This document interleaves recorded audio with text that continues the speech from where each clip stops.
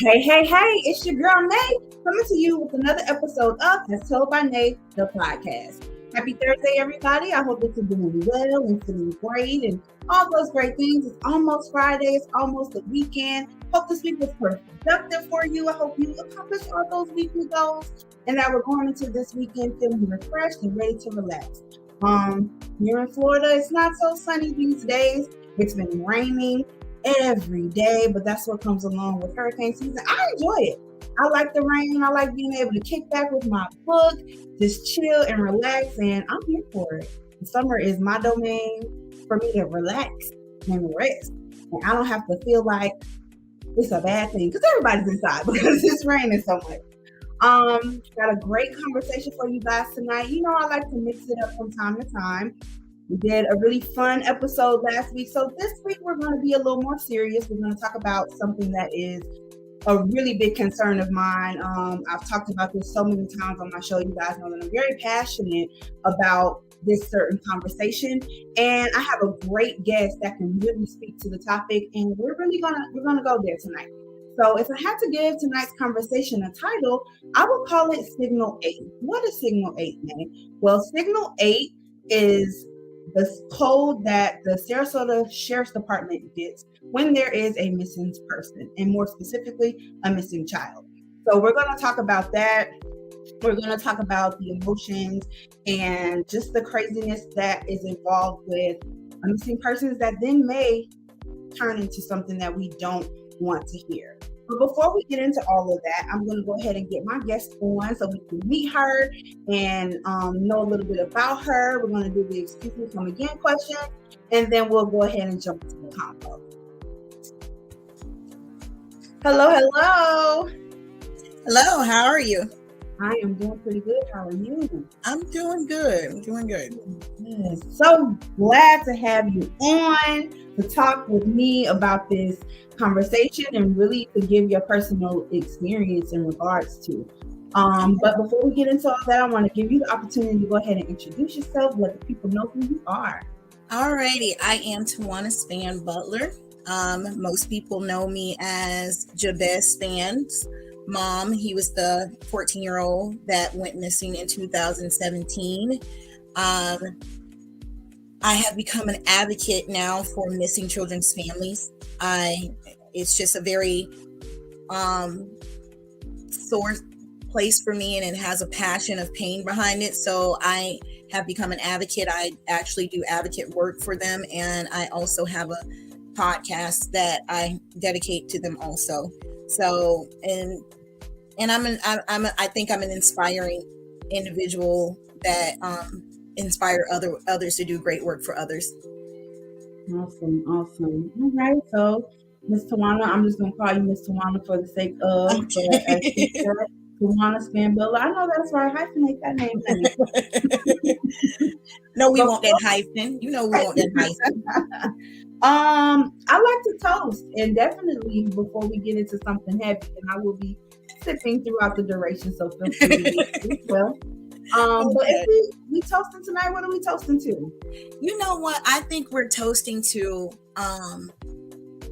anybody that's doing any type of advocate work, anybody that's in the field of making people better, anybody that's just that's looking at others besides themselves and making them better. I think that's what we should always toast to. Okay. I could definitely drink. I think I'll be sipping too. All right. So before we get heavy, I definitely want to do the Excuse Me Come Again segment. It's 4 random questions you did not get to prepare for, but it's kind of okay. So just go with it. Question number 1. If you could have one superpower, what would it be? To fully be able to understand people whenever they're talking, to listen to them all the way and understand fully what they say. I just think that's a skill that's not practiced very much. So I think listening is a superpower. So that would be mine. Yeah. I can definitely agree with that.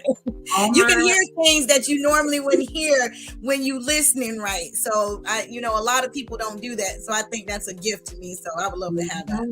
Right. My As Told by Nate fans know I'm always talking about communication, right, guys? And the biggest piece of that is that's important. That's important.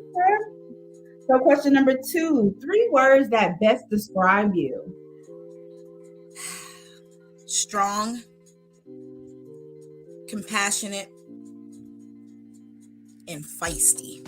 Ooh, I like those. Mm-hmm. I like those. I think that comes, I'm a Taurus, so I think that comes with the territory. All 3 of those come with the territory. So sounds about right. Shout out to the other Taurus of the world. All y'all stubborn folks out there. Bullheaded. Okay. Question number 3. If money didn't exist, where would you travel to? I would definitely have to say Africa. I just have to say that there's something about knowing the depths of the roots of who you are that's important to me. So, but I hope money don't not exist because I need some of it to make things a little bit better. I like to say if money didn't exist, we wouldn't be worried about it. No, we wouldn't probably. We wouldn't even know that. We wouldn't even know the problems that come along with that. So that probably would be a good thing. Be a good thing, right? Mm-hmm. Okay. And question number 4. What do you feel has been the hardest decision that you've had to make in your life thus far? Ooh.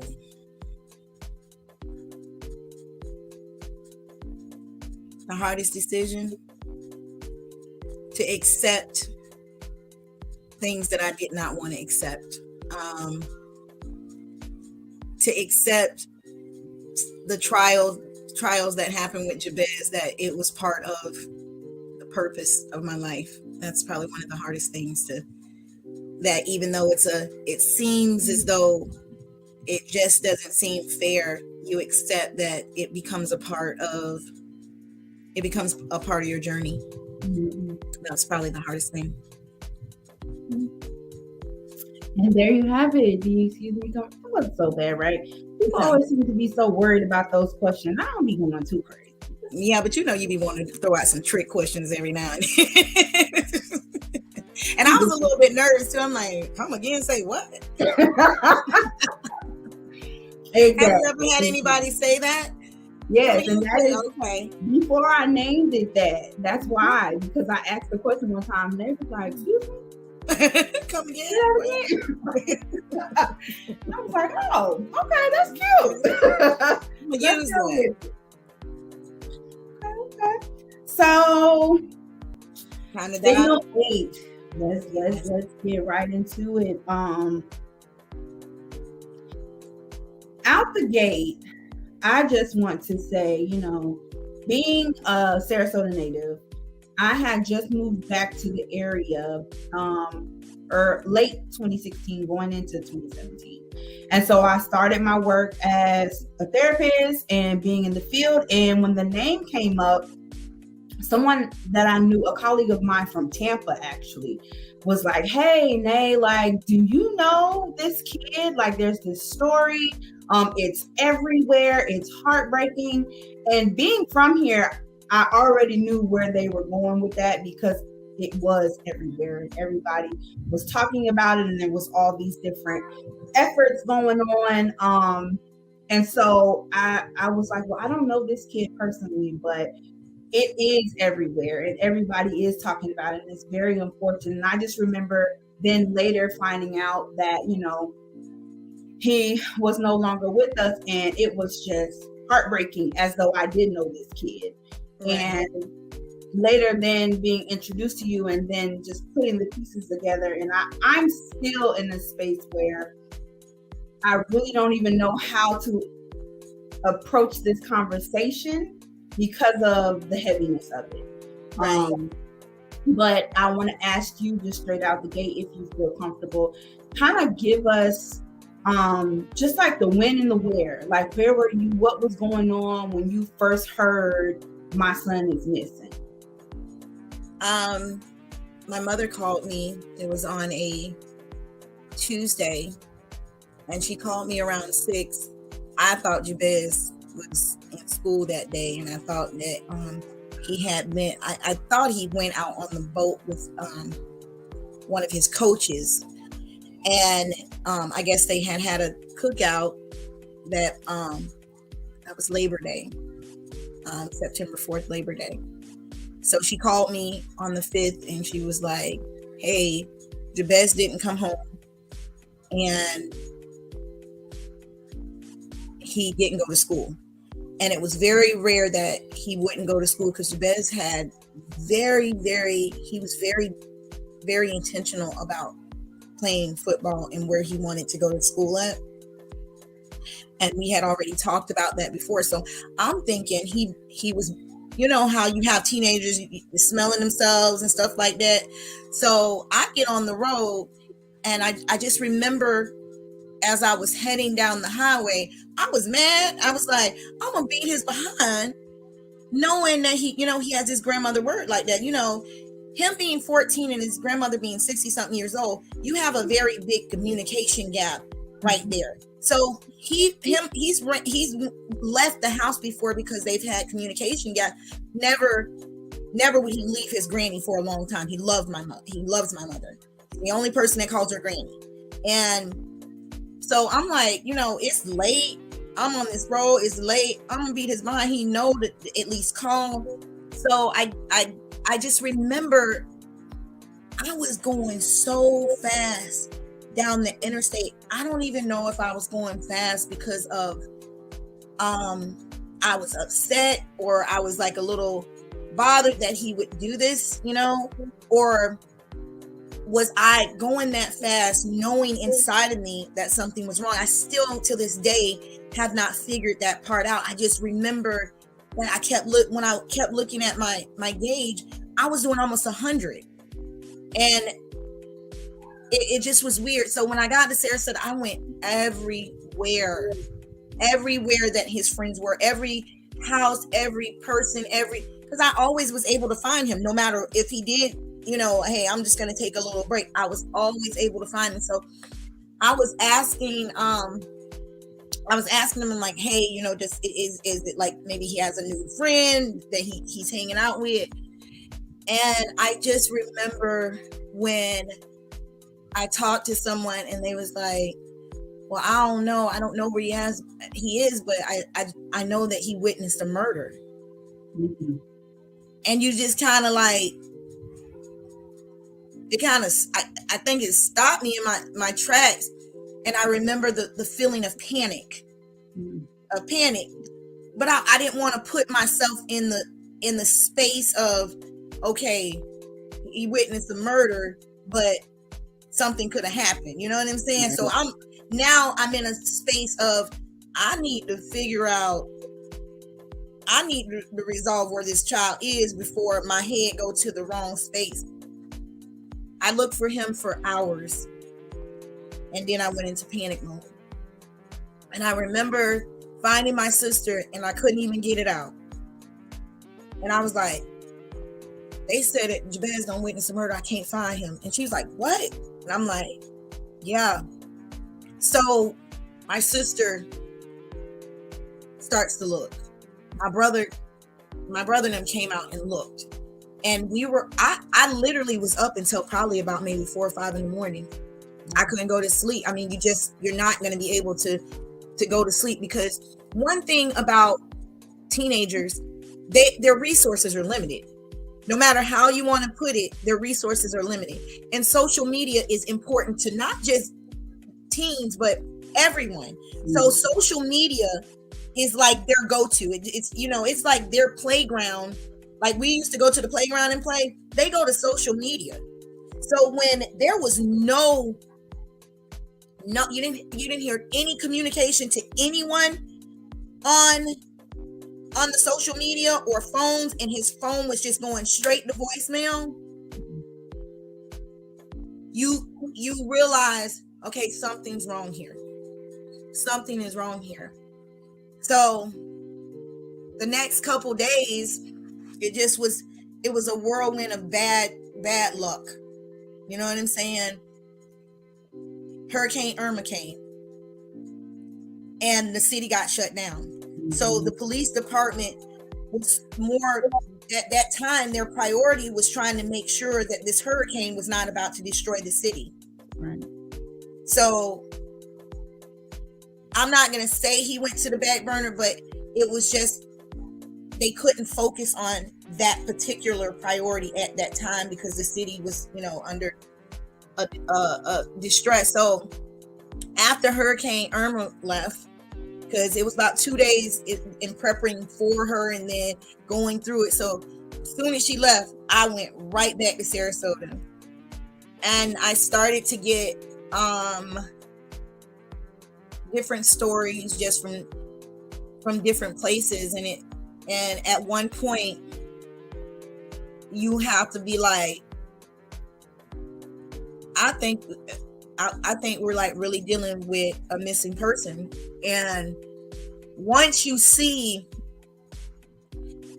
that his face starts to flash on TV, like you're in a very surreal place at that moment, you like kind of like, I'm sorry, you kind of just feel like it's a dream. It's a dream. And then when the police department did they did I guess it's not a conference, but they took us on TV to beg for people to return him. And you just, any parent,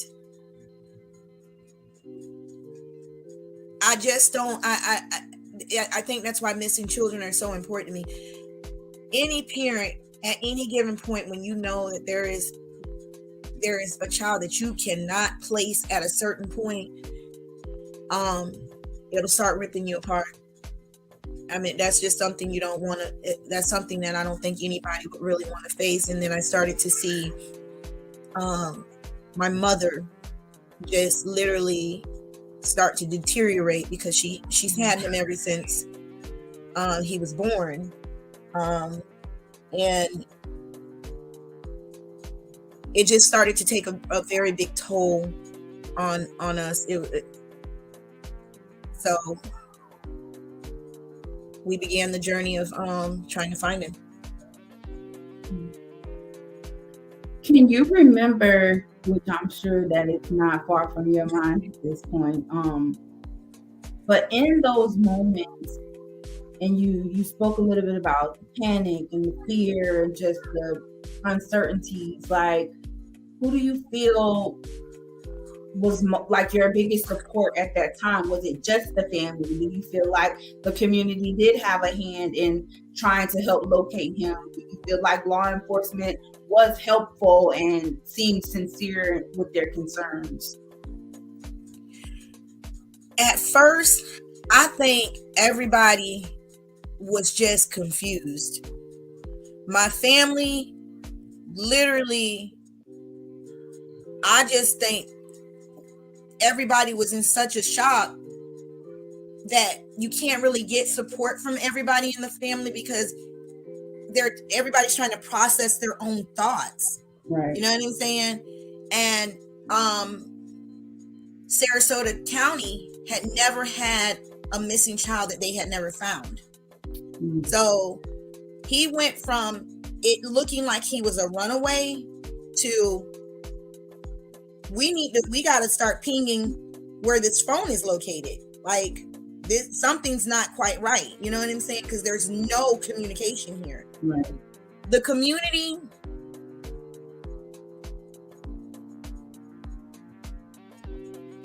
I don't know if at first it was fear or whatever, but I know that we had help from some of the community. I had always grown up to think that in African American communities, you definitely don't touch someone's mother, and you don't touch their children. And if you did, the community would ostracize you in some type of way. Those are things that you don't touch, and that was far from the truth of what I thought. I really truly believed. My mother went to church. Not even just me. You know, they can throw me to the side. My mother went to church with a lot of these people's parents, grandparents. She devoted her life to this community, and some of the betrayal for the way that they left her to suffer. And for us to have to watch her suffer like that, I think that they don't really realize the magnitude of the destruction that they caused. You know, she begged just for some type of answer, and literally she kind of fell apart during the whole process. So, you know, I'm strong in it, and it still has it still has a very strong emotion just to even discuss it. You know, it takes you right back to wanting the help and needing the help and getting all sorts of every single lead that was given to me, I followed. Good or bad, and I and I know that sounds small, but it's not. Every single lead that came in that I was able to, I followed. And that takes you on an emotional roller coaster, and I could not even, at one point I had to literally disconnect myself from emotion in order to be strong enough for my mother as I was searching for him. Because you'll break. That's something you'll break. And I knew at one point, I don't know how, I just don't know, I knew at one point that something had went tragically wrong, because you feel that like somebody has took like a lung out of you or a rib out of you. Something's gone, something's not there. You know, when you share a body with someone for 9 months, they have to leave behind something in you, or you have to leave something in them. You know what I'm saying? So at one point I just knew that I wasn't looking for him to be alive anymore. Wow. You okay? I am. I have a really big problem. Well, not a problem. I guess it's not a bad thing, but just as people talk to me just about different experiences in their life, even if I've never experienced, I can feel it, you know, and it's just exactly. That's and a hard job. You speaking is just taking me to a space where I couldn't imagine. Yeah, I think that's what happens in this situation. I think that's probably why my passion for missing children and people it's an overwhelming passion, because no one should go to bed at night not knowing where their child is. Yeah. Or and I'm not talking about a little child. It could be a big child. It could be your mother. It could be you shouldn't have to go through life saying every morning, where. I have a real big fear of snakes and spiders. That phobia completely went away when I had to search in the woods. I didn't even care about snakes, spiders, none of that. And you literally, when you're in the woods, you're walking and not realizing, I wouldn't say, you're not sure whether or not you're going to step on the body of your child. You know what I'm saying? Like I used to have a fear that I was gonna step on his skull or his bones, or you know what I'm saying? And it's just that shouldn't be where somebody, that's not a suffering. Like at one point, me and God had it out. I was like, homeboy, wait a minute. I don't know what kind of burden you call this, but I can't serve a God that does this to anybody. That's not, you know, and I grew up Pentecostal. I'm like, so you're gonna tell me that this great God that is Alpha and Omega would make a human being suffer like this? I couldn't fathom that, you know. So it was a mental battle, a spiritual battle, an emotional battle, and at the same time, you got to stay sane because there's people that's depending on you stronger than you can depend on them. Right. So, talk to us a little bit about the process. So, a lot of people, and when I've brought this up before, some people don't know what this looks like, and they'll say, you know, from TV shows and movies where you can't say that somebody is missing or have the police involved until a certain amount of time, and you have to follow these strategic rules. Was it like we gotta wait till the police give us the go, and then we can start looking, where you're rallying your friends and family? You said you were looking in the woods. Like, was this something that you did on your own, or was this headed by the police department? Like, what does it look like for someone that is searching for a missing person? Well, first of all, wasn't anybody going to tell me when to start searching. Let's get that together. I was off to the races from the beginning. I didn't care about no police, my mother, nobody. It really, honestly, I think everybody for what but if not, I would have been out there by myself. I mean, at one point, my family was like, you can't go out here by yourself like this. We don't know what happened. You know what I'm saying? So, but the process, they had a couple searches for him. They did. The community came out, and it was some very, very supportive people that came to look for him. It made social media, the police, the FBI ended up getting involved. When the FBI got involved, you know, when they show up at your door, you know, I don't know. But the process of it was they had to wait. They thought it was a runaway situation because nobody seen any foul play. Nobody knew anything. And then after Irma, when they realized, like, okay, this young man is really not here, and they started pinging and there's no communication, it sent up a red flag. And then they had to start their process. Their process is different from ours because they have protocols that they have to follow and stuff like that. I really, truly, truly think that Jabez caught everybody off guard. I really do. I think that nobody was expecting this. Nobody was expecting.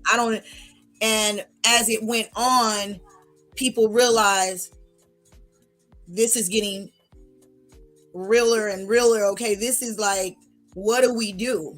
So it started off rough. I mean, I had some confrontations with some of the police officers, and I'm pretty sure they had some with me, but you know, in end result, we all wanted the same situation to happen, and that just to know, hey, where he was. And I think that everybody was hoping that this was not what we were thinking about, you know what I mean? So yeah, with the family, it wasn't really a process. It's just, you just keep looking. You just keep looking. I remember I got a phone call 2 or 3 days. I guess he had been found, but they hadn't relayed it to us yet. And I was still like, hey, I think we could go over here. I think we could go over there. And he had already been found. So you don't, it's the process of a family. You just don't, it's not a process. You just have to do what you have to do. With the police. They have more of a process and protocols that they have to follow in order to make sure that the investigation is not tampered or messed up. So, and really the end result for everybody was, where could he be? So your family was already looking and searching, and then before the police was like, okay, officially this is a missing persons situation, and now law enforcement is involved, and officially things start to move on that end. Well, we searched as much as we could because remember, like I told you, Irma came. Right. So Irma was coming, like the 5th came, the 6th came, and it was like that's when everything kind of got real, and we started noticing, and then the city went on evacuation for Irma. So it was like a couple days. It was not anything that anybody could do, family, police, or anything. After Irma, that's when everybody was like, okay, what's up? Something's not right here. And we had got some information, and we got some information that he was with a group of, this is the day after Irma. And I had one of the people I know, they were like, yeah, I seen him with a couple friends, da da da. So I went and I asked, I was like, hey, just so naive and nonchalantly, hey, we can't find Jabez. Do you know? Yeah, they said he was with you guys. Do you know what happened? And I just remember him screaming at me. He just screamed at me. He was just like, I don't have anything to do with what happened with Jabez. And I was like, what happened? What do you mean, what happened?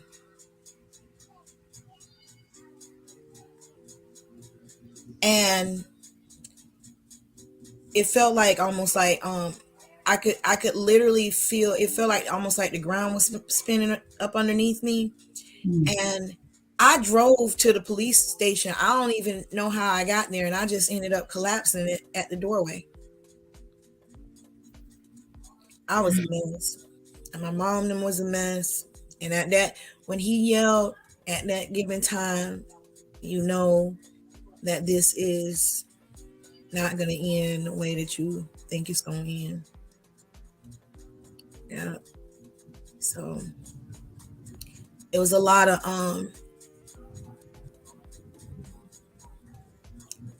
suffering. It was a lot of suffering during those 18 months. Some suffering was inevitable, and some suffering just didn't seem like people would allow you to suffer like that. They just wouldn't allow it, And I just couldn't put together how someone could do something to a 14-year-old. You know what I'm saying? Like, at one point, do you not have to look down at him? At one point, does he look up and say, I need my mother, I need my grandmother, somebody help me, and there's nobody there to help him? You struggle with that the whole time. Like, what was he thinking in them last moments, I mean, to be 14 and to know maybe your life is about to be taken. You gotta want somebody, you know what I mean? Right. You gotta want somebody, you gotta need somebody, and nobody's there. That's a lonely spot for a child to be in. It's a lonely spot for an adult, but for a child, they always look for someone to help, And I just wonder sometimes, I went through that whole 18 months thinking like, Did y'all leave him with that? Was that the last thoughts that y'all left him with? Did he leave this earth begging for his life? You know, it's just a lot of suffering that I don't think that people realize the depth of the suffering that happened in them 18 months. And I think if they did, somebody would have been like, y'all can't do this no more, you know. But it never happened. So You keep saying 18 months. Did it take 18 months for you guys to get word that he was no longer here? 18 months to the door. Oh God. 18 months to the door. I remember the phone call, and I had been working on the case that day. And she called me. It was around 7:00. And I knew that the police wouldn't call me that late at night. And they was like, "Are you in Sarasota?" I said, "No, I'm in Tampa. Can you get to your mother's house?" So again, driving to Sarasota, you know, my husband was trying to say, "Hey, no." I was like, "They're not going to call." And they had all of us gathered around a table in my mom's yard. And the police captain just said, "We found Jabez."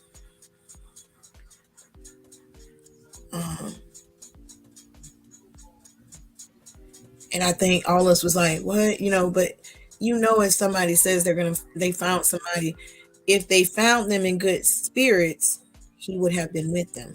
Mm-hmm. Or we would have been meeting at the hospital.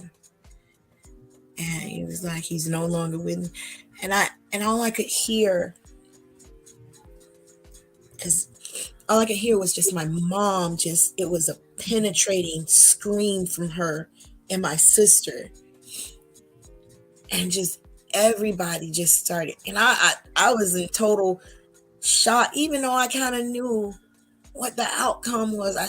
I think in the back of me, I still was kind of like, maybe it could be. I mean, it might say something, you know. And I just asked her, I said, where did you find him? Because I had looked everywhere. I looked.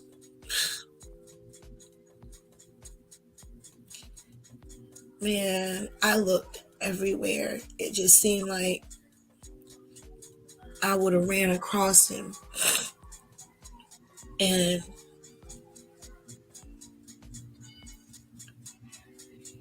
they all, later when the police left, they went on TV to announce that he was gone. They had found his remains. My mother was sitting in the house, and she said, "I'm not even going to get to see his face."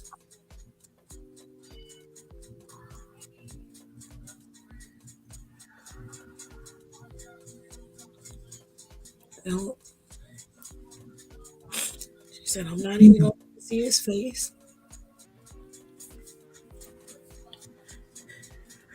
So,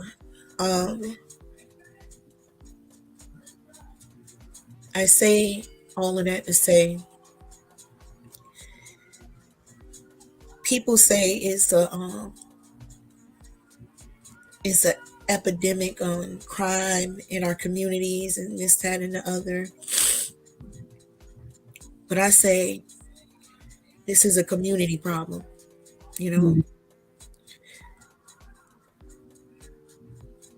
Everybody has to stop looking away from the things that they're all on social media when somebody has a nice outfit on. They're all on social media when Black Lives Matter, when it's a George Floyd was not even anywhere near Sarasota. And I've seen people all over Sarasota, Black Lives Matter, Black Lives Matter. And there was a 14-year-old child in your own backyard. And I never seen too many people protesting about. or the other African American men and women that are killed on a daily basis in our own community that we're not even trying to address. You want to be so mad over here. There is lives that we can save right here in our own communities. But instead, I don't want to snitch. I don't want to tell on nobody. I don't want to do this. Until somebody else's child is faced with the same situation. Right. And then now, I mean, I don't know how long, and it might never end, but we have to realize that if there are people that are snatching up a 14-year-old and dumping, they literally had to take his body and throw it on the side of the road. That means your hands had to throw this baby on the side of the road.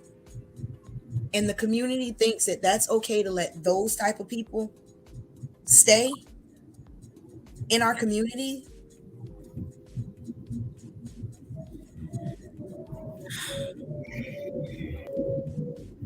That's crazy. That's crazy. I think people are very insensitive to time frames when it comes to situations like this. And whereas this pain is still on you as if this just happened, and we got the news in 2017, it was confirmed in 2018, and here we are in 2019. I'm sorry. And here we are in 2022, almost halfway through, and it is still as if this was just yesterday. What do you think continues to be the most difficult part about all of this for you? I know that when Jabez was born, they say it's a time to be born and a time to die. And when I named him Jabez, his name is biblical. It means he was more honorable than his brethren. And they said Jabez asked God to keep him from evil and to enlarge his territory. So I really and I've said this before, I thought that the territory was going to be football. And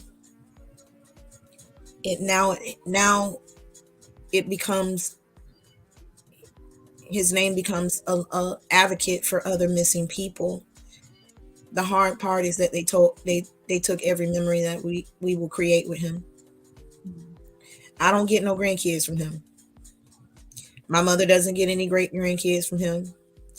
We don't know how it would have looked if he walked down the aisle. We don't know how it would have looked if he would have graduated from high school or college. We don't know. I don't know how he would look right now at the age of 19.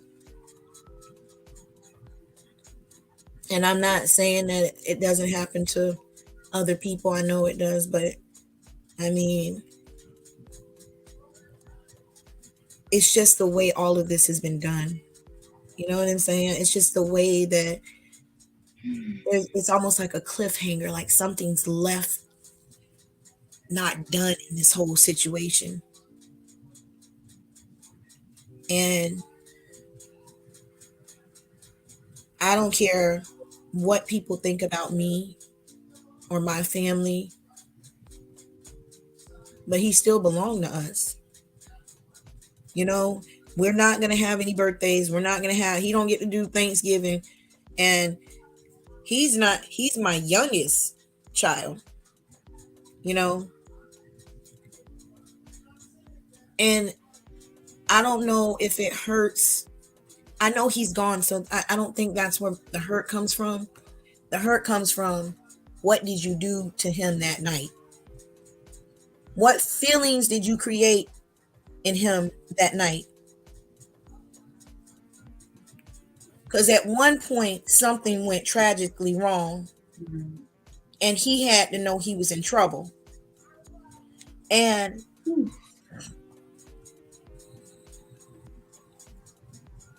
if I ever was to be faced with those people, I would just tell them, I'm like,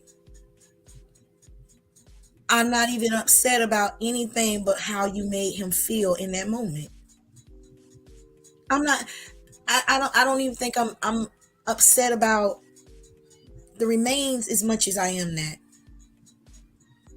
I'm not even upset if you kidnapped him, or if you beat him, or if you shot him, if you whatever you did. I'm not upset about none of that. I am upset about the way you made him feel the very moment he realized his life was about to be taken. That's not a pressure you should put on anybody. Definitely not a child. And it's senseless. And whoever is carrying that burden, I know it's very strong, because they're carrying it. And they probably have children, which is even eerier, because you have to look down at your children knowing that you took the life of a child. That's eerie.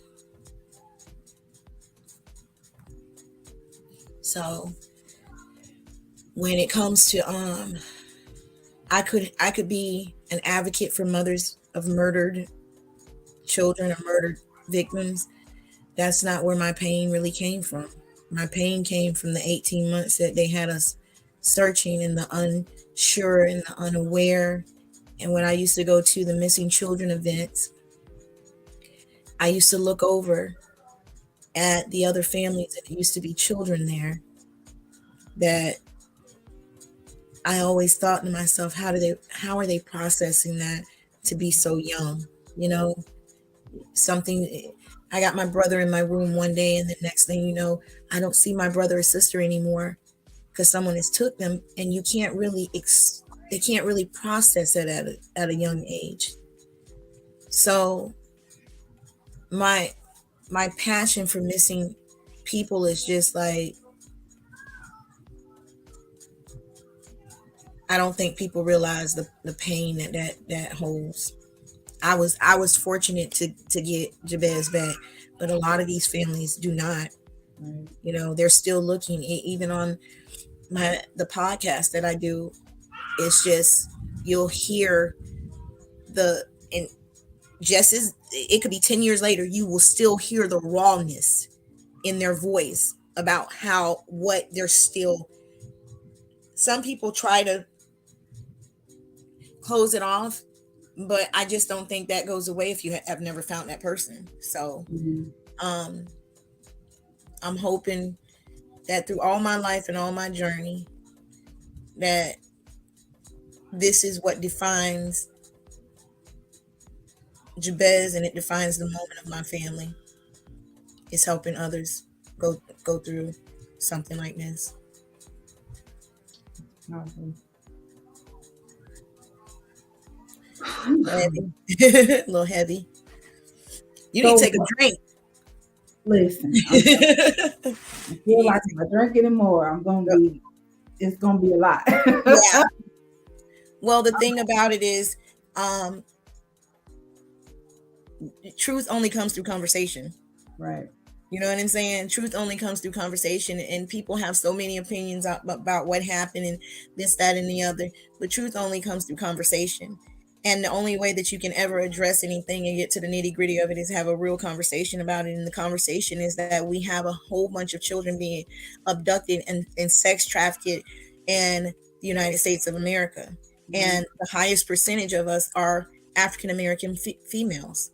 They are the highest people that are being abducted and kidnapped and murdered on a daily basis. And you can't just, it's almost like if we had a spaceship come over America and the aliens just started beaming up people. Mm-hmm. Where did they go? It's like the same thing. Like, you just can't disappear. You just can't take a human person and just wipe them off the face of the earth and no trace of them. Something happened. Mm-hmm. And I think that, as I've been looking at missing children and stuff, and I'm like, why isn't this topic so, fought? What is going on? And you know why? Because when I talked to you just now, it becomes heavy. And sometimes people don't like to deal with heavy.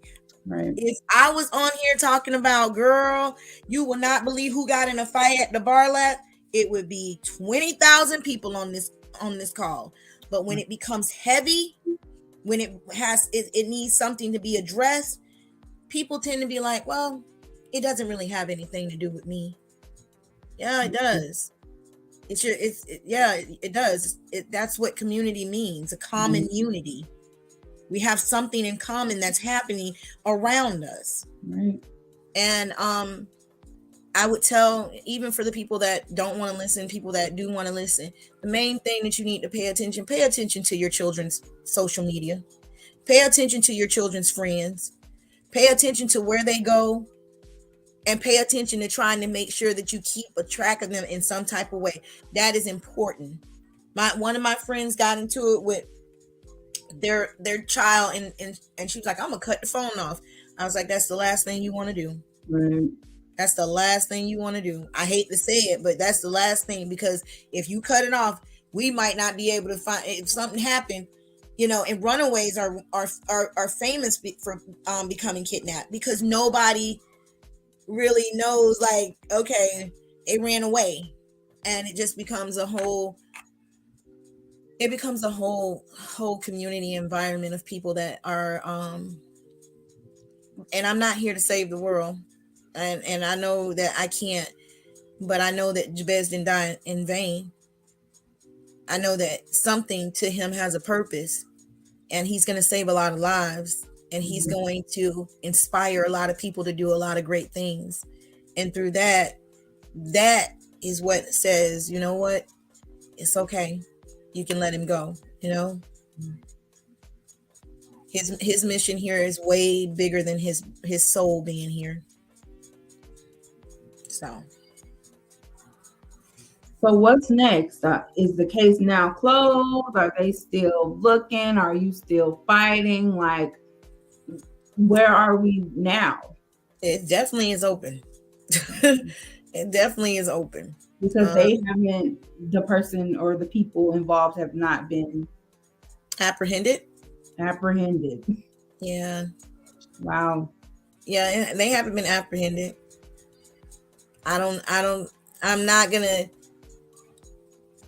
They haven't been apprehended. And it's crazy because exactly like you said earlier, somebody know what happened, and there are people who know who was who and what was what, and there's this conversation that African Americans have within their community where we don't talk, or it's a bad thing. But like you said, this is a child. This isn't, even when it's an adult, I feel like, I don't know, it's a child. I think that in Sarasota, Newtown area, I think that it depends on who you are, on how hard the community will go for you. I really do. Some families have a bigger name than others. And I've seen people that have gotten murdered, and they caused chaos and havoc on Sarasota community by killing, stealing, and doing all sorts of stuff to the community. But when they got killed, they found their murderers quick, like in a hurry. And I'm almost convinced that sometimes it's who you are. You know what I'm saying? Everybody say they knew Jabez, and I'm going to say this directly, and I'm talking to a certain group of people, and they will know who I'm talking to. There's a real truth to Jabez. There's a real truth that happened. That's what I'm after. There's a real truth. And the people that know what I'm talking about, they're going to know that I'm talking to them. There's a real truth that happened. And that's what I'm after. And it's just a matter of time before that hits the fan. So, all this wild goose chase that's been happening, that got to come to an end. Mm-hmm. All that wild goose chase that has been being sent on, that's going to come to an end. So it's another thing to me that I think that we're not looking at too in the communities. They're saying that Jabez witnessed a murder, and the murder was supposed to be of Travis Combs, right? That's the story. And the people that killed Travis was robbing him at that given time. We have to realize that there, and this is for more community leaders, that at one point we're going to have to look at resources for when these young men and women get out of prison and jail, because what they do is, because the lack of resources, financial resources and things that they can really get back into, because once you're marked by jail, it's very hard for you to get back into society unless you're a fighter. And a dog will return to its vomit. You know what I'm saying? So if they don't know anything else and they try to get out and do the right thing and they're not able to maintain that, or they're not able to be hired, then you're going to have a whole bunch of people running around the city surviving. And sometimes that means committing crimes to feed their families. Right. And some of them just are doing crimes just to do it, just because I want to be cool like that. That's cool, whatever. But there are certain things that need to be addressed when it comes to resources, where we could stop. We actually could stop a lot of the crime if we just gave the right resources out to these young men and women. They can make mistakes, but a lot of very talented and gifted people are locked up in jail, you know. And what happens is you throw them right back out, and here we go again, same cycle. And now we're losing people over and over and over again, when there's things that we could put in place to stop. And like I said, I don't think it will stop everything. Some people have the nature of the beast. There's nothing you can do about that. But we do have to see, if we're saving a couple lives a year, isn't that better than trying to save none? I'm just talking about an intentional try. Sometimes there's not an intentional try. Once they start messing up, everybody wants to throw them to the side and let's get rid of them. And then we throw them to the side, and then it becomes a fester of a problem that's bigger than what we should really have. So I really do think that we have to focus on trying to get the resources in our communities a little bit better, to get these people, to get the ones that have messed up, not these people, the ones that have messed up and made mistakes, to get them back acclimated to being a productive person in the community, so a lot of this stuff won't happen. That I do believe. Ooh. Yes, ma'am. So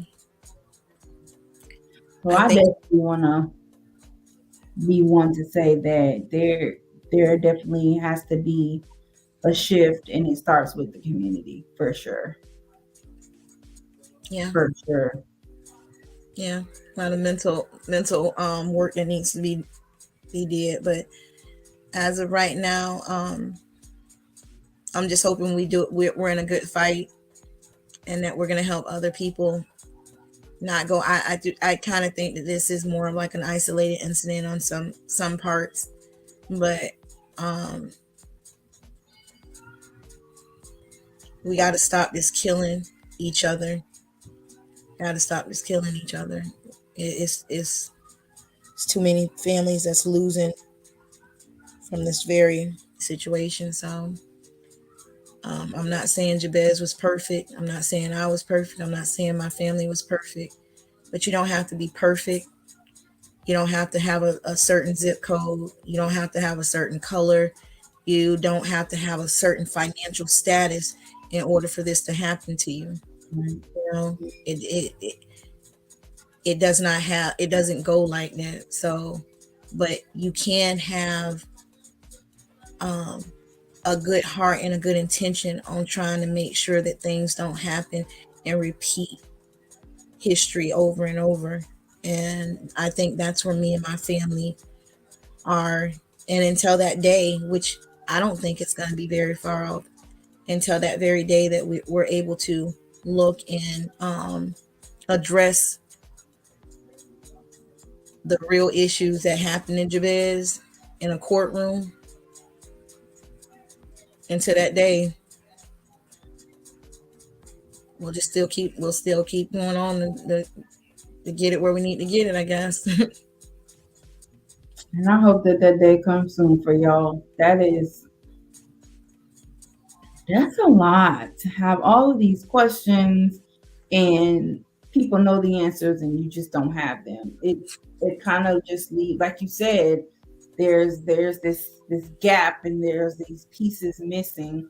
And I feel until the whole story makes a complete circle, it's gonna be that feeling, and that nobody deserves to have that. I hope that circle completion comes to you and your family sooner than later. Right. So you can at least have the peace of knowing, because it's not going to be peace. You know what is, and that's tough, and you're going to carry that forever. But at least having some of those answers, the peace of knowing. Right. You know, right now, to the audience, you can help us. We have a podcast called Missing Our Voices. It's about allowing, just like Nay has tonight, allow the expression of the real story to be talked about. And we have those people that they are able to tell their stories, and we have it from different angles too, that we're addressing, not just from the families, the victims and stuff like that, but we're um, even from, as Nay, she's a professional and clinical, but people that can tell us how to cope with what we're going through. Because I don't think there's a textbook that you've been taught that addresses this kind of matter, right? I don't think so. So, but we have, from her standpoint, that how to just start to deal with different things, because that's important. And then we have different giveaways that we tried to get donations for like for Missing Children's Day. We try to send gifts out to any of the children of missing children. For Mother's Day, we try to send out gifts on Mother's Day, because that's a very important day, because they don't have their child to say, hey, happy Mother's Day to them. So that's a hard day for them. We do Father's Day donations because they have to go through that. We have done a back to school. We try to continue to do that. That gets a little difficult sometimes. And we stopped the events of the missing children events, but we're going to be going back to doing those. But we do try to do Christmas. We try to pick each 5 families that we can donate for missing children, their kids, so it could make it easier, because when you're looking for a child, you can go through all your resources very quickly, and then you have to still be a mom or dad or whatever on top of, your life still has to go on top of this very tragic situation. So we tried to make sure that they're thought about, because sometimes you feel like you're forgotten, halfway through, 6 months in, and I'm thinking like people have just forgotten about what's going on, or what you feel like is like nobody really wants to hear your story anymore. That's what it is. Like nobody really wants to hear that anymore. And we try to make sure that they don't have that feeling. So certain holidays we try to donate towards those families that, hey, I know the feeling, and we're here just to say somebody is thinking of you. You know what I mean? Awesome. So Awesome. So if somebody wanted to donate or be a part of or help with what you have going on, how can they find you? How can they find out more information about your podcast? okay, so the podcast is on Red Circle. It distributes to everybody. I can actually leave that for you if you need that. Yeah. It's called Missing Our Voices, and it's like on Apple, all the main, Spotify, everything. Missing Our Voices. We just started. There's 4 great families that we've we've addressed so far, they're all great stories, very passionate. And if you reach out to tawannaspann1@gmail.com, if you send me an email, we can set up an appointment if you want to donate towards the or even if you want to volunteer if we have events. I mean, it doesn't always, I tell people all the time is money. Mm-hmm. You know, you can donate time towards any, not even just our foundation, just any foundation, and it's still, if you don't have the money, time is still good. People still need that Right. those people on their team. So if you have a special, if you're an event planner, if you're a cook, you know what I'm saying, if you want to bring food to an event and say, hey, I want to cook for this event, we can do it for the foundation. It's a total write-off for anybody with a business, but it also gives back to the community. I mean, if there's anybody in the communities that want to do a collaboration of missing children, sex trafficking, murdered victims, all of that. I mean, reach one, teach one, reach one, whatever it is. I mean, we're just trying to make sure that we're touching the lives of all these people that are affected by what's going on. So, like I said, I don't think everybody's going to be saved, and sometimes the people that you save, you won't even never know. You'll never know their name, but you might save them. So that's where we are. Tawanna Spann-Butler and my husband Joe Butler. Yeah, we're still doing work. Well, I just want to take this moment to thank you for coming on and sharing your story with me and my followers and listeners. I know that was not easy, and I thank you for just being transparent and in those moments and really just talking about the feelings behind it, the emotions, taking us step by step through the journey and allowing us to be a part of even helping with what's still to come and moving forward. I want to say that it takes a lot of courage and strength to be in the position that you're in and still doing such great work with so many unanswered questions. So thank you for being a vessel. For sure. And I thank Jabez, because he definitely was the sacrifice. He definitely was the sacrifice. So to end that out, yeah, I think we should. Matter of fact, let's toast to him. Let's toast to him. We're toasting to Jabez, to a beautiful life, a beautiful person, and the inspiration to all that is true to come.